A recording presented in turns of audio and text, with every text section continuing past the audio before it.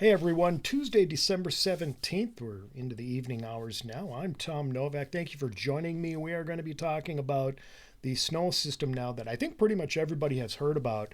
It's going to hit the region. In fact, it's going to produce a wide swath of significant snow across eastern North Dakota, Minnesota, and then continuing on east and southeast into Wisconsin here as we go through the day on Thursday. I'm thinking timing of this would be somewhere in the middle of the morning, maybe 3, 4 a.m. is when it's going to start here in southern Minnesota, including the Twin Cities, Rochester, and then, of course, that snow will continue throughout the morning hours. Commute on Thursday morning looks horrible. And I think the snow will start to wind down as we get into the evening hours on Thursday. By then, probably a pretty good swath of 3 to 6 inches of snow, I think at least across a large chunk of the upper Midwest. And you can see it here. This is my 24-hour snow prediction map. Here it is. The axis of heavy snow, I think, is going to fall from about Minot to Fargo, continuing along the I-94 corridor right through the Twin Cities, then continuing southeast to Rochester and Eau Claire. So a lot of these areas should get significant snow. That would mean Duluth, St. Cloud, Alexandria, Rochester, Eau Claire, and of course the Twin Cities all are in line for several inches of snow as the low itself tracks from near Bismarck on southeast to just north of Des Moines, I think, and then continuing east and southeast to the Quad Cities of Iowa and Illinois. So yes, a lot going on here on Thursday. We deserve it. A lot of people want snow. A lot of businesses depend on snow, and I think we're going to get it. Okay, why are we going to get snow? Well, here we go. This is the European Computer Model Guidance. This is the jet stream, the river of air at 30 to 35,000 feet. And watch what's happening here. Here's a weak trough here that is coming into the upper Midwest today and this evening, hence the reason for some light snow and flurries across southern Minnesota. But I want you to focus on what's happening here in British Columbia and the western coast of Washington. This is a pretty strong storm system right here that is coming ashore this evening, overnight, and into tomorrow morning. And then that energy, and you can see it, clearly see it here, it continues east across the Rockies, and then it produces a jet streak here. This is a stronger area of winds within a jet stream. We call it a jet streak. Winds at about 130 to 140 knots, maybe as high as 150 knots now, nosing into Nebraska and Iowa. And that would place us, this is extremely important here, that would place us in the left front quad of that jet streak. You don't want to be right under the jet streak. You want to be on the edge or on the left front quad of a jet streak. And that's where we're going to be here on Thursday morning, late morning. So I think that would be the height of the storm. That would be when it may be snowing the heaviest, would be anywhere from about 6 a.m. to noon on Thursday, right during the commute time Thursday morning.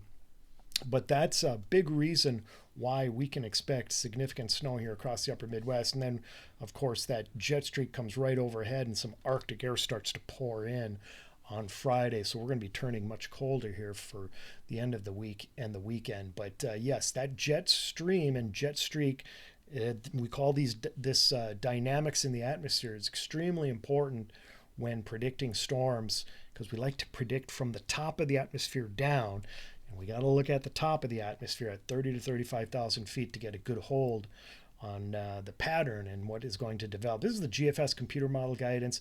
I just wanted to show you that there's a consensus here. This is Thursday morning, that same time period that I showed you just a little bit ago. But here's that jet streak. The GFS computer model agrees with the European model that a strong jet streak will be nosing southeast into Nebraska and Iowa, and that places us in the left front quad, which is a perfect area for lift as we go through the morning and afternoon hours on Thursday. Now we're zooming in to the Dakotas, Minnesota, and western Wisconsin here, and we're looking at a short-term guidance. Now this is the NAM 3K guidance, kind of hot off the press from early this afternoon run, and we are now zoomed in again, and we're looking at the winds at about 20 to 25,000 feet. And here's that same jet streak nosing into Nebraska and western Iowa, and you can see a storm system winding up here, a clipper winding up here over southeastern North Dakota, and this places us in just a perfect area for lift as we go through the morning on Thursday. Now, when we drill down a little bit further in the atmosphere and look at the winds at about 10 to 15,000 feet, look how strong they are in western South Dakota. This is a dry slot that's going to be producing even more lift here over southern Minnesota, because usually on the nose or on the tip of a dry slot or a dry surge of air is where you get lift. And that's going to be happening here over southern and central Minnesota and western Wisconsin as we go through the morning hours on Thursday. And then at about 5 to 7,000 feet or 850 millibars, look at this. This is what we call a low-level jet that will be surging north into southern Minnesota. It's going to transport a little bit of moisture, and certainly is going to aid in energy production here across southern and central Minnesota as this low-level jet produces forcing over our region, especially on Thursday morning. And yes, the perfect dynamics. You can see we've got winds in the lower levels coming from the south, and then in the upper levels, they're coming from the west. That's turning of the winds. And that is a great indicator of a storm system that's going to be moving into our region here on Thursday, creating precipitation. Talking about the precipitation, this is the future radar now from the NAM 3K guidance. And again, there's quite good consensus here between all the models on how this storm is going to evolve. So we're picking up the future radar tomorrow evening, and look at the snow breaking out over North Dakota. And that storm system, you can clearly see the surface low here in western North Dakota. And watch as that storm system slides southeast. The Clipper moves southeast, and it develops a healthy area of snow across almost the whole state of Minnesota and western Wisconsin as we get into Thursday morning. This is at about sunrise now. Thursday, look at the heavy snows around commute time on Thursday morning across all of our region. And that snow just continues throughout the day before finally starting to wane as we get into Thursday evening.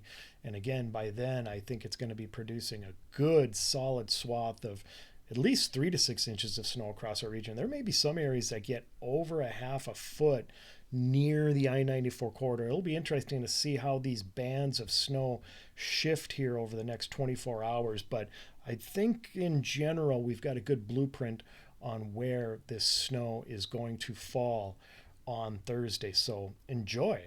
Is your extended forecast. We'll quickly go through this. Here's the snow on Thursday. We get some breezy to strong winds on Thursday into Friday. Should produce some blowing snow, no doubt.